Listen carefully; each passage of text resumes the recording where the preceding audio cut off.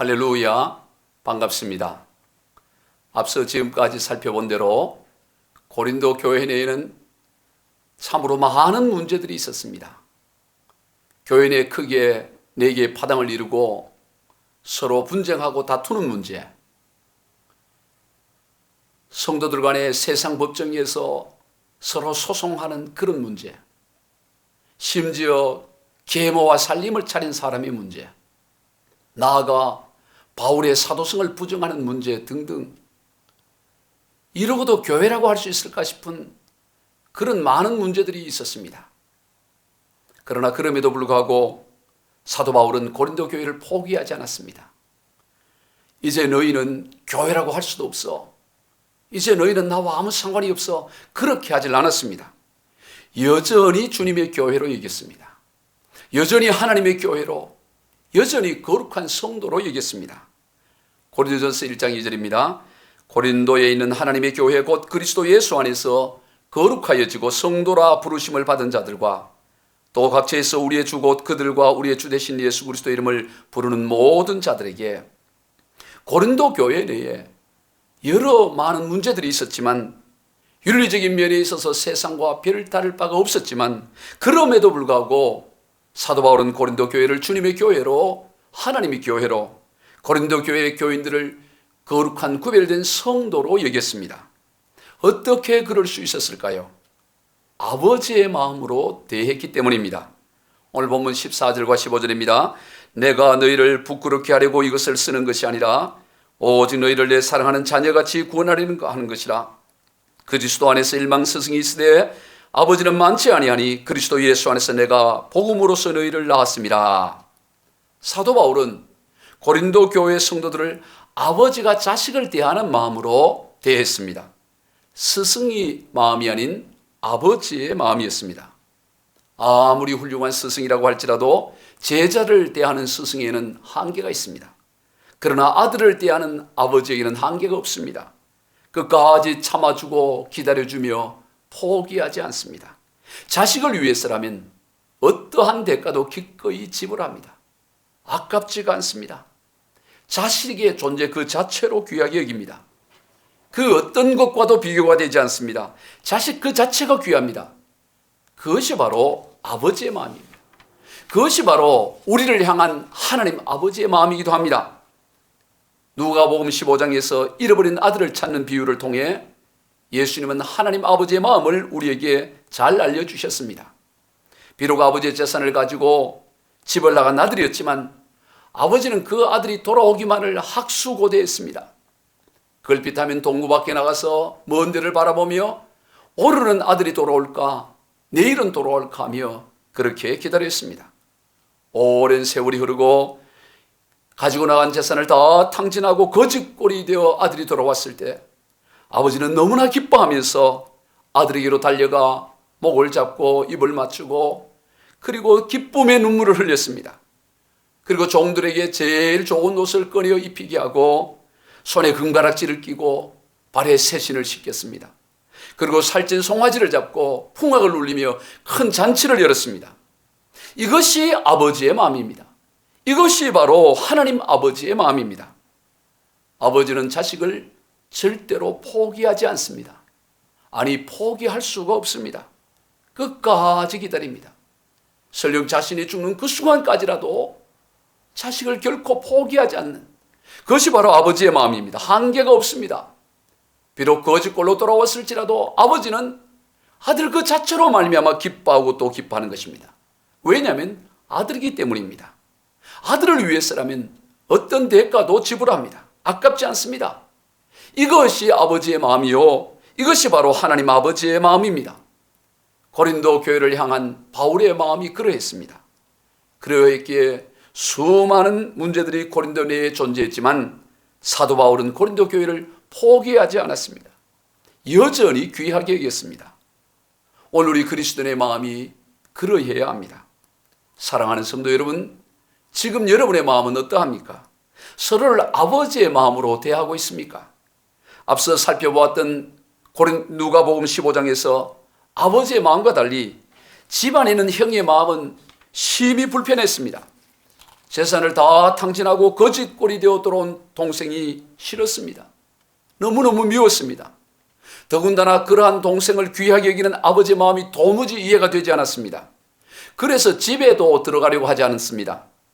벌을 줘도 시원치 않을 판에 잔치를 벌이는 아버지의 마음을 도무지 이해할 수가 없었습니다.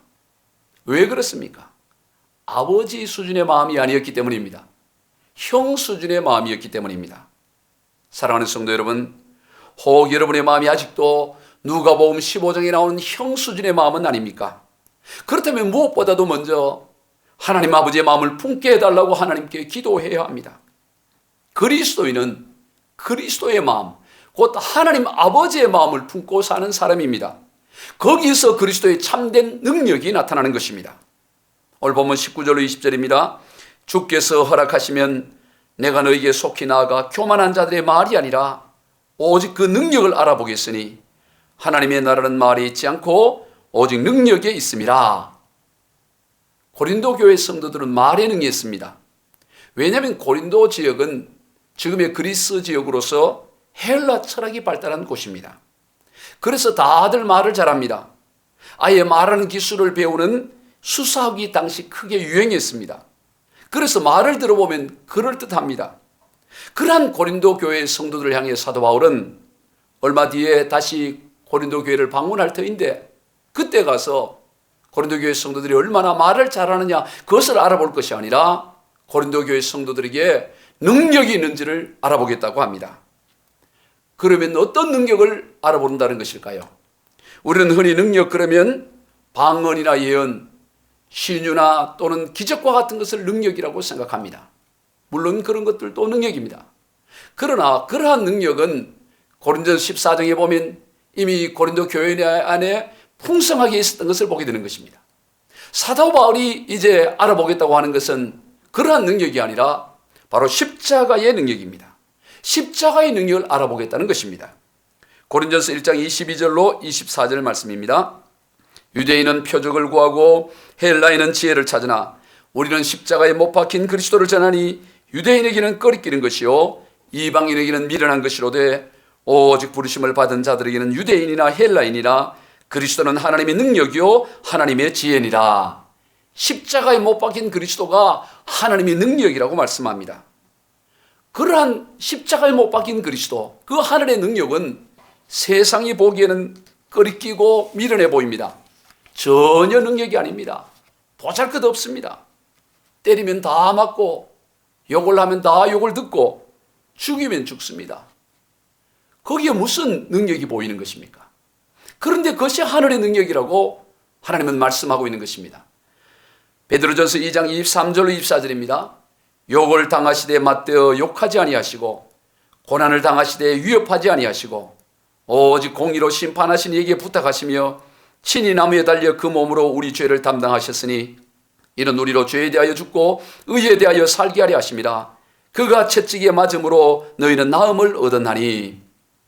세상의 능력과는 전혀 다른 하늘의 능력입니다. 도무지 세상이 알 수 없는 능력입니다. 욕을 하면 다 욕을 듣고 그리고 때리면 맞고 죽으면 죽는, 거기에 무슨 능력이 있을 것 같습니까? 그런데 거기에 놀라운 구원의 길이 열리는 것을 보게 됩니다. 이는 마치 하늘의 씨앗이 땅에 떨어져 죽을 때 거기에서 새로운 싹이 나고 줄기가 돋고 그리고 꽃이 피며 수많은 열매를 맺는 것과 같습니다. 바로 이것이 십자가의 능력이요, 이것이 바로 하늘의 능력인 것입니다. 스데반의 죽음이 그러했습니다. 그는 초대 예루살렘 교회 최초의 7 집사 가운데 한 사람으로서 은혜와 능력이 충만했습니다. 백성들 가운데 놀라운 일들과 큰 기적을 행했습니다. 그래서 세계 각지에서 온 그 많은 사람들과 복음에 관한 논쟁을 벌였을 때 스데반이 지혜와 성령으로 말하므로 누구도 스데반을 당해낼 수가 없었습니다. 사도행전 6장 8절로 10절입니다. 스데반이 은혜와 권능이 충만하여 큰 기사와 표적을 민간에 행하니 이른바 자유민들 즉 구레네인, 알렉산드라인, 길리기아와 아시아에서 온 사람들의 회당에서 어떤 자들이 일어나 스데반과 더불어 논쟁할세 스데반이 지혜와 성령으로 말함을 그들이 능히 당하지를 못합니다. 세계 각지에서 온 어떤 사람도 스데반을 당하지 못했습니다. 그런 그가 바로 그 다음 장인 사도행전 7장에서 예수 복음을 전하다가 사람들에 의해 돌에 맞아서 죽임을 당하게 되는 것을 보게 됩니다. 누구도 당할 수 없는 능력을 갖고 있고 기적과 큰 일을 행했던 이 스데반이 돌에 맞아서 피를 흘리며 죽습니다. 아니, 그 정도의 능력이면 돌을 피해야 하지 않겠습니까? 돌을 던진 사람들이 돌을 던졌는데 그 돌이 가다가 스데반 입구에서 갑자기 유턴을 해서 던진 사람 이마에 맞아졌거나, 또는 돌을 던지기 위해서 땅에서 돌을 집으려고 했을 때 돌이 땅에 붙어서 떨어지지 않거나, 또 돌을 던진다고 던졌는데 돌은 나가지 않고 팔이 빠지거나, 뭐 그래야 능력이 아니겠습니까? 아니면 아예 스데반이 전하는 예수 복음을 듣고 돌을 던질 마음도 사라져버려야, 그래야 참으로 능력 같지가 않습니까? 그런데 스데반은 그러지 않았습니다. 던지는 돌을 다 맞았고 머리에 피가 철철 흘러내립니다. 도무지 세상적인 관점으로 볼 때는 능력이 보이지 않습니다. 그런데 거기에 하나님의 능력이 있습니다. 거기에 하늘 능력이 있습니다. 돌을 고스란히 맞으면서도 죽어가면서도 돌을 던지는 이들을 위해 용서를 구하는 바로 그 용서의 기도가 하늘의 능력인 것을 보게 됩니다. 사도행전 7장 59절로 60절입니다. 그들이 돌로 스데반을 치니 스데반이 부르짖어 이르되 주 예수여 내 영혼을 받으시옵소서 하고 무릎을 꿇고 크게 불러 이르되 주여 이 죄를 그들에게 돌리지 마옵소서 이 말을 하고 자니라. 주여 이 죄를 그들에게 돌리지 마옵소서. 바로 이 기도가 돌에 맞아 피가 흘러가고 죽어가면서 하나님 앞에 돌을 던지는 그들을 위해 중보하며 이 죄를 그들에게 돌리지 말라 달라고 간절히 구하는 그 기도가 바로 하늘의 능력인 것을 보게 되는 것입니다. 그리스도인의 참된 능력이 여기에 있습니다. 용서할 수 없는 사람을 용서하는 능력, 사랑할 수 없는 사람을 사랑하는 능력, 섬길 수 없는 사람을 섬기는 능력, 이것이야말로 하늘의 능력이요 참된 그리스도인의 능력인 것입니다. 우리는 그러한 하늘의 능력을 세상 가운데 보여주어야 합니다. 어느 과일 가게를 하는 한 아주머니가 있었습니다. 근처에 있는 교회 교인들이 종종 그 가게를 찾아가서 전도를 합니다. 그러나 그 아주머니는 조금도 반응을 하지 않았습니다. 그런데 어느 날 그 과일 가게 아주머니가 옷을 깨끗하게 차려입고 교회를 나왔습니다. 그러자 전도를 했던 교인들이 깜짝 놀라며 어떻게 아주머니 교회를 나오게 되었냐고 그렇게 물었습니다. 그러자 그 아주머니가 저희 가게에 일주일에 꼭 2번씩 가게를 들리는 한 신사분이 있습니다. 그분은 항상 못생기고 상처가 나고 좀 썩은 그런 과일을 골라서 가져갑니다. 그러면 제가 너무 미안해서 과일을 몇 개 더 주면 괜찮다고 늘 거절을 합니다. 지금 당장 먹을 것이기 때문에 좀 썩은 것도 괜찮다고 하면서 싱싱한 것은 다른 손님에게 팔라고 합니다. 저는 그분을 참 존경하게 되었습니다. 그런데 그분이 하루는 아주머니 교회 다니세요라고 제게 전도를 했습니다. 저는 그 말을 듣고 저런 분이 다니는 교회라면, 저런 분이 믿는 예수라면 나도 믿어야 되겠다. 그렇게 결심하고 교회를 나오게 되었다. 그렇게 말했습니다. 성도 여러분, 과일 가게 가서 싱싱한 과일을 고르는 것이 능력이 아닙니다. 과일 가게 가서 좀 흠집 나고 좀 상하고 그런 것을 골라서 가져오는 것, 그것이야말로 하늘의 능력인 것입니다. 알고도 기꺼이 손해를 보는 것이 하늘의 능력입니다. 여러분, 기독교의 상징과 같은 십자가가 무엇을 의미합니까? 기꺼이 손해보는 것을 뜻합니다. 창조주 하나님이 인간을 위해 죽임을 당했습니다. 손해도 그런 손해가 없지요. 죄된 인간을 다 멸하시고 새롭게 창조를 한들 누가 뭐라고 할 수 있겠습니까? 누구도 그것에 대해서 시비를 할 수 없을 것입니다. 그런데도 죄된 인간을 구원하시기 위해 창조주신 하나님이 자신을 십자가에 내어놓으셨습니다.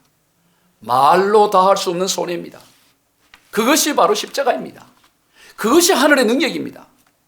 우리는 그러한 하늘의 능력을 세상 가운데 보여주어야 합니다. 신앙생활은 그저 나 혼자만의 생활이 아닙니다. 나의 생활을 통해 세상이 보고 본을 받을 수 있는 생활이 되어야 합니다. 사도 바울의 삶이 그러했습니다. 그의 삶은 본을 보여주는 삶이었습니다. 믿음의 아들 디모데는 사도 바울의 삶을 본받아 살았습니다. 오늘 본문 16절로 17절입니다.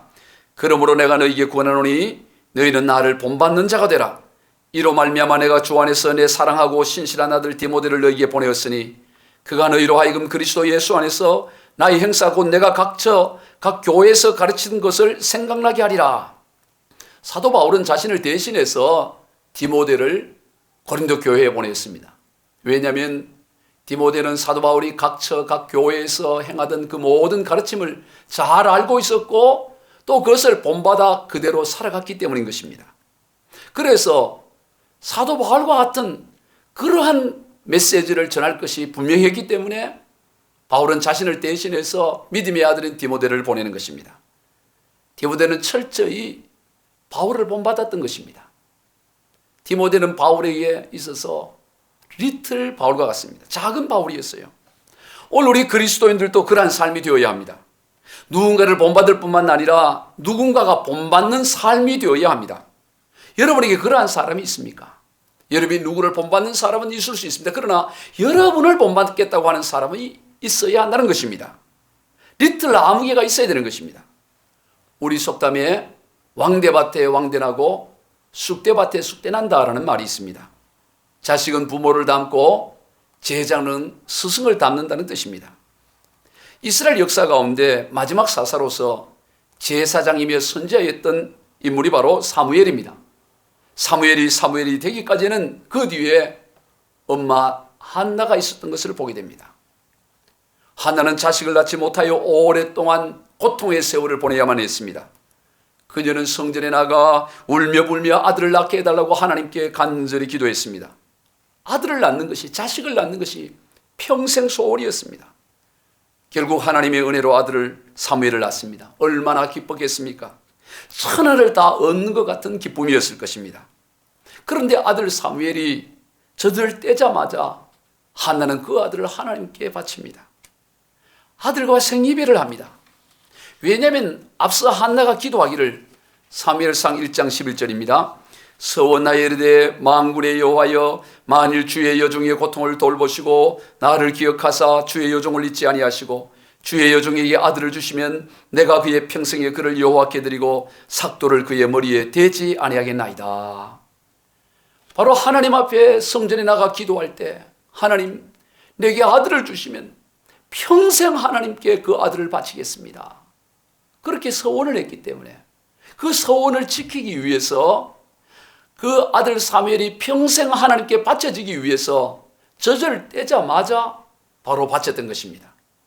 그래도 대학교는 졸업한 뒤에, 아니 고등학교는 졸업한 뒤에, 아니 중학교, 초등학교는 졸업한 뒤에, 정 안 되면 유치원은 졸업한 뒤에 그렇게 미룰 수가 있었을 것입니다.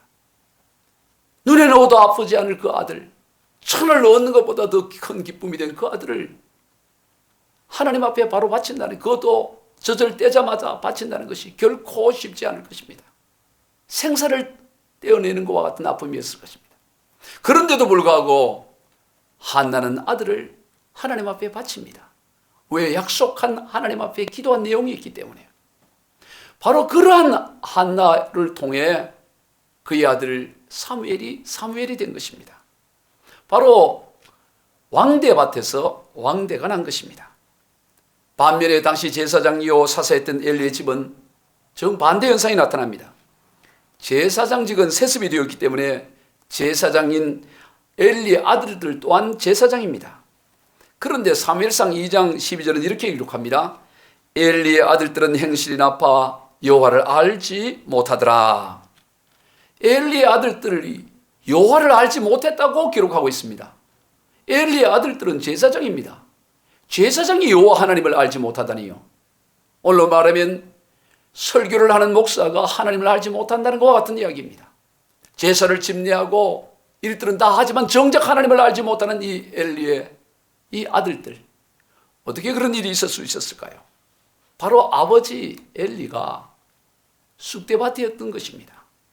쑥대밭에서 쑥대가 나는 거예요. 엘리는 그의 아들들이 못된 짓을 하고 있다는 것을 잘 알고 있었습니다. 하나님께 드려야 할 제사가 드려지기도 전에 제물을 먼저 취해 가져가기도 하고, 심지어 성막 입구에서 봉사하는 여인들을 꿰어 잠자리를 같이 하기도 하고, 그 소식을 다 알고 듣고 있음에도 불구하고 강하게 책망하지 않았습니다. 그저 남의 이야기하듯이 그렇게 얘기하고 끝내버립니다. 나중에 하나님께서 그 엘리에 대해서 책망을 하십니다. 너는 어찌하여 나보다 너의 아들을 더 소중히 여기느냐?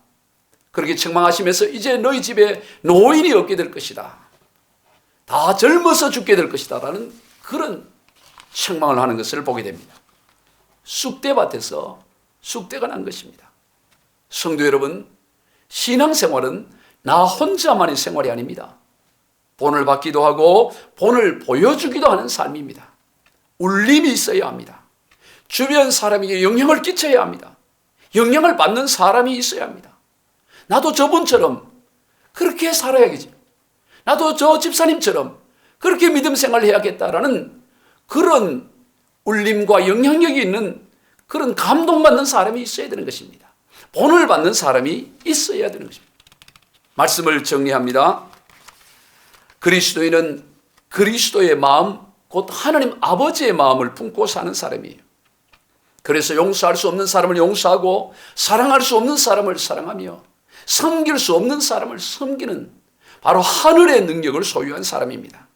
우리는 그런 하늘의 능력을 세상 가운데 보여주어야 합니다. 본을 보여주어야 하는 것입니다. 그래서 사도 바울이 그러했던 것처럼 우리에게도 디모데와 같은 본받는 이들이 있어야 하는 것입니다. 우리 모두 그러한 참된 그리스도인의 삶을 다 살아가시길 우리 주 예수 그리스도 이름으로 축원드립니다.